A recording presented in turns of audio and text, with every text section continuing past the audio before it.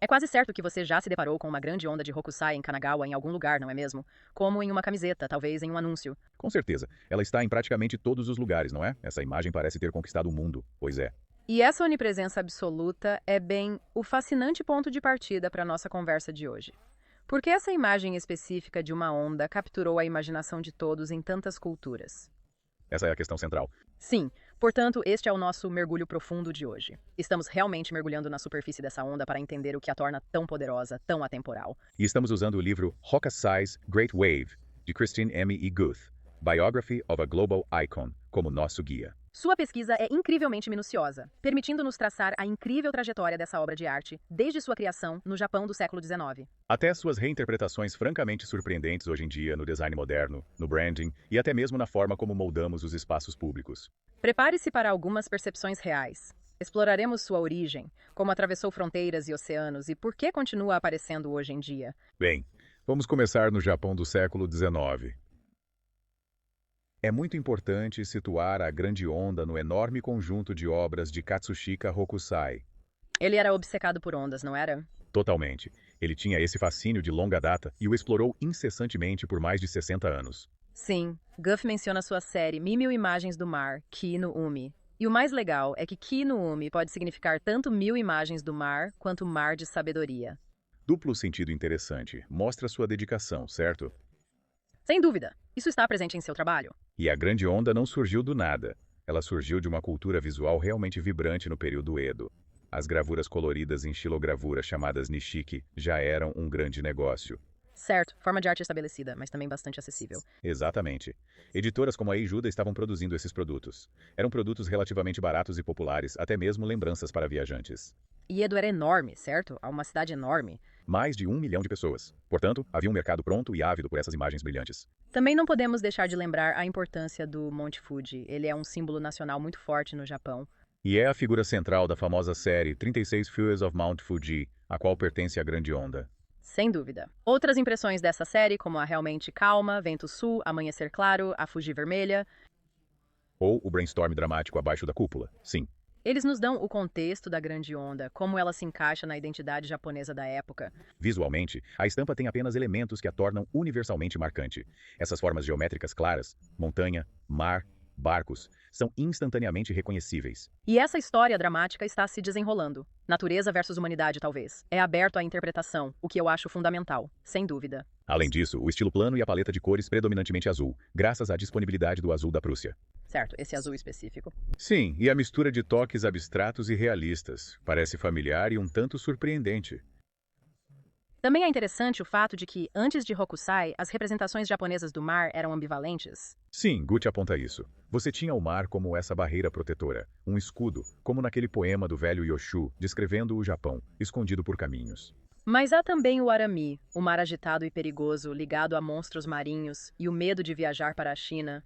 Certo. Então, isso refletia essa tensão entre querer o isolamento e talvez, relutantemente, reconhecer um mundo além das costas do Japão. Certo. Então, como essa imagem chega ao Ocidente? Bem, ele começa a aparecer na Europa e nos Estados Unidos por volta da década de 1860, o que coincide com grandes melhorias na tecnologia de transporte e comunicação. Facilitou o deslocamento de itens como impressões. Exatamente. E a reação inicial dos ocidentais foi bastante entusiástica. Colecionadores como Philip Birdy, Edmond de Goncourt, imediatamente viram Hokusai como um artista importante. Mas não sem alguns mal-entendidos, certo? Com certeza. O mangá de Hokakai, por exemplo. Ele foi traduzido inicialmente como esboços aleatórios, o que revela como os europeus lutam com uma lógica visual não linear. E havia essa tendência de ver os artistas japoneses como algo mais natural ou intuitivo. Sim, uma visão racializada que ignorou a habilidade de Hokusai, sua memória, história, tradição e observação, sem mencionar o papel crucial do artesão ao esculpir e imprimir seus desenhos. Portanto, as publicações tiveram um papel importante na introdução dos princípios do design japonês. Muito. Cutler's Grammar of Japanese Ornament and Design, Dressers, Japão, sua arquitetura, arte e fabricantes de arte, apresentam o design japonês, incluindo motivos ondulados de outras obras de Hokusai, como seus desenhos de pentes e cachimbos. Aparentemente, Cutler realmente enfatizou os padrões planos e até mudou a forma como os desenhos de pente de Hokusai eram apresentados. Detalhe para interessante. Mas um provável momento-chave para a grande onda em si, obtendo maior reconhecimento no Ocidente, foi provavelmente o livro de Louis Gontze, L'Art japonais, em 1883. E ele não organizou uma exposição em Paris. Sim, Gut sugere que essa exposição pode ter sido a primeira vez que a Great Wave foi exibida fora do Japão. Uau, e a tecnologia também ajudou a divulgar as imagens coloridas? Com certeza, a tecnologia de impressão colorida de cromolitografia foi crucial. Publicações como a narrativa da expedição americana ao Japão, de Hawks, e a revista Le Japon Artistique, de Siegfried Bing ajudou especialmente a popularizar o Fuji vermelho. E esse influxo de gravuras japonesas teve um impacto enorme na própria arte ocidental. Oh, profundo. Transformativo, de fato. O uso de cores, as formas simplificadas, desafiaram os modos tradicionais europeus de fazer as coisas, inspiraram artistas como Monet, Van Gogh, Wetzler. Nem todos ficaram entusiasmados. Você mencionou Jules Champfleury preocupado com uma invasão japonesa na pintura. É verdade. Também havia um pouco de ansiedade, mas a estética do sublime, aquele sentimento de admiração misturado com terror diante do imenso poder, deu aos espectadores europeus uma maneira de compreender o drama da grande onda. Como Goncourt chamou, evocando o terror religioso. Exatamente. Isso se encaixa perfeitamente com o sublime, e a maneira como sua influência se espalhou para além da pintura. Pense na música de Debussy, La Mer. Sim, possivelmente inspirado pela Grande Onda, mas também por outras obras de arte japonesas que ele possuía, certo? Gravuras, uma peça de laca. Esse é o pensamento. E na escultura, La Vague, a Onda, de Camille Claus, é quase uma tradução direta da impressão em 3D. Talvez aproveitando as associações ocidentais do mar com a forma feminina. Pode ser.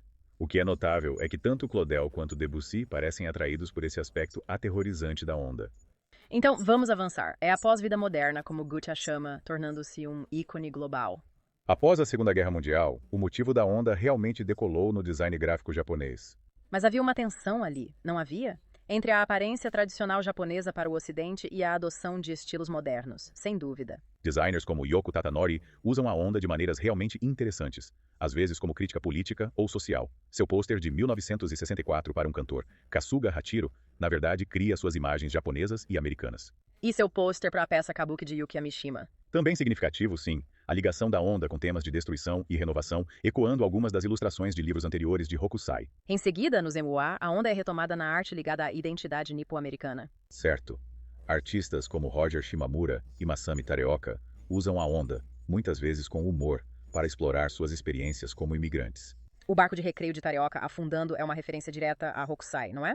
É verdade. E sua série de passeios Wiki escarafuncha os turistas japoneses no Havaí antes de passar para sua série posterior sobre ondas, que se concentra mais na beleza natural do próprio Havaí. E também encontrou seu caminho na cultura do mangá e do anime. Ah, é verdade. Acho que uma revista de robôs gigantes ou artistas como Kozinden fizeram essa versão com Rabbit Surfing the Wave, que é muito divertida. Brian Chan é um ótimo Ivone de Kanagawa. Essa é uma inteligente ruptura com a série Evangelion. Exatamente. Mas talvez a parte mais surpreendente seja o fato de que isso está em toda parte, em marcas de estilo de vida e em produtos produzidos em massa. Ele parece agregar valor instantâneo e, de alguma forma, atender aos desejos do consumidor. Vemos isso constantemente. Aquele anúncio da Target, que o utiliza para sugerir uma vida cosmopolita e descolada para universitários. O Met Museum vendendo reproduções exatas. E também todas as paródias de outros museus. Anúncios do molho de soja Kikuman, aqueles eclairs sofisticados da Levague de Foshan em Paris. Até mesmo a Baby Gap tinha peças únicas. A Levi's fez jeans com uma colagem de ondas.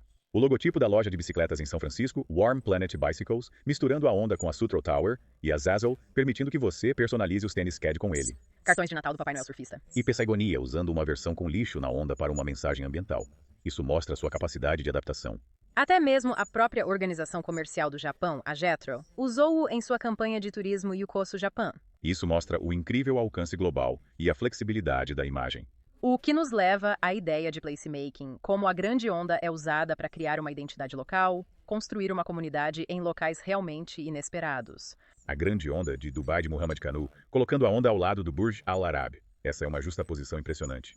Ou a parede de vidro de Lutz Rothschild no aeroporto de Vancouver. Murais de arte de rua que o utilizam. Newtown, na Austrália. Georgetown, em DC. Carregam o mosaico de Reinhardt, em Londres. E o mural da espada de Dominique, também em Londres. A comunidade se mobilizou para restaurá-lo após um incêndio, certo? Ele se tornou um marco local. Sim, um ótimo exemplo. Até mesmo a arte do patê de arroz em Inakadi, no Japão, apresentou a grande onda que mistura tradição e cultura pop moderna para atrair turistas. E por fim, o memorial do Tibuaiá 800 em Long Island. O formato da terra em si, as ondas do Atlântico quebrando ali, contribuem para a sensação do lugar. Um local de lembrança invocando o poder do mar. Então, qual é a grande conclusão de tudo isso? A grande onda de Hokusai é muito mais do que uma bela imagem. Exatamente. É um ícone cultural dinâmico. Seu significado está sendo constantemente reescrito, adaptado ao longo do tempo e em todo o mundo.